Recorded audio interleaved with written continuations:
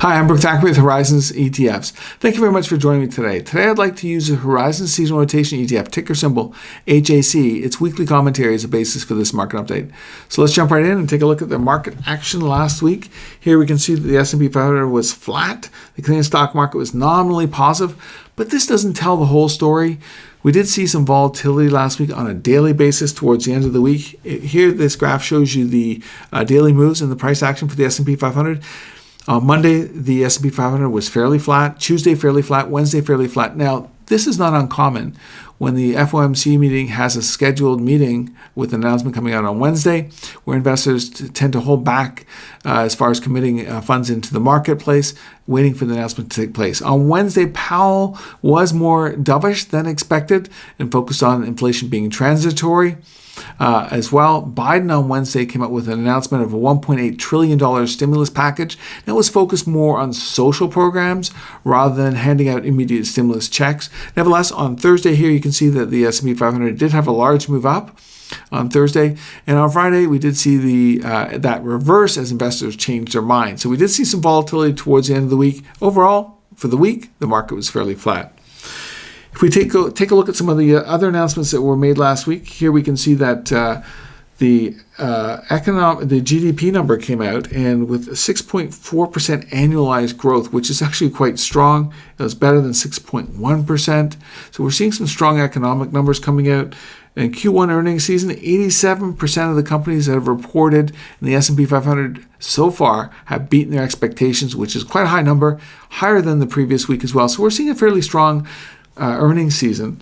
Now, what is concerning is the reaction to the earnings taking place, and also with the economic numbers coming out, because they are quite strong. If you take a look here, strong economic numbers and strong earnings that do not translate into a market rally often are a sign that the market is losing strength. There's a saying in the investment community: when investors react negatively to positive news, this is not good news. So it's possible that investors are starting to get a little skittish at this point. Last week, we did see HAC make an adjustment, lower its holdings in the Canadian stock market and increase its holdings in the U.S. stock market.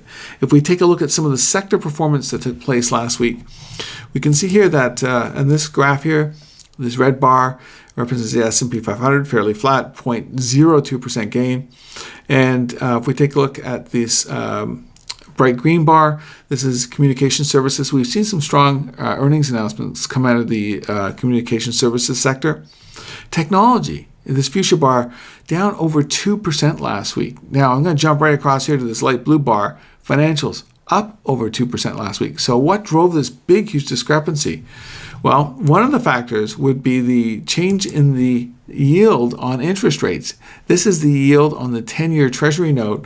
And on Monday, we can see here this big, huge leap up on Tuesday, and then a fairly flat coming into Wednesday, and another increase on Thursday. And we can see it closing on the week at 1.65%. So we saw an overall increase, which basically affects the financial sector because it tends to help banks with the net interest margins, and also too, it tends to hurt the technology sector as a growth sector. So we saw that take place.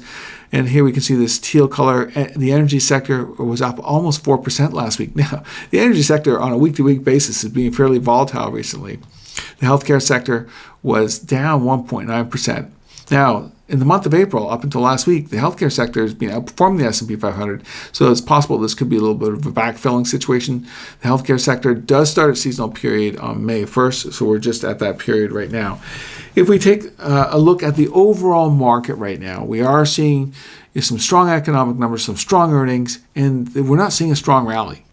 And so this is taking place as we're transitioning into what I call the 6-month unfavorable period for stocks, which lasts from May 6th until October 27th. In this period, overall, over the long term, on average, the stock market tends to be weaker in this period compared to the other 6 months of the year. It tends to have bigger losses and smaller gains overall. Thank you very much for joining me today.